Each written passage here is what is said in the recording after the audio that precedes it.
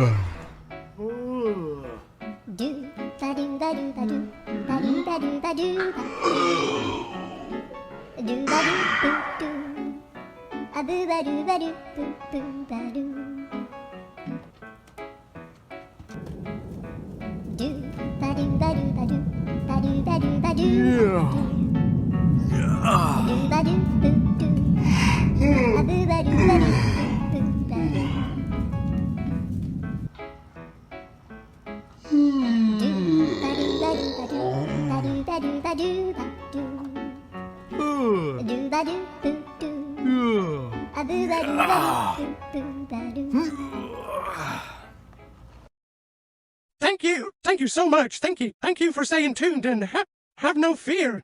We'll be here all week, so thanks again. See you soon.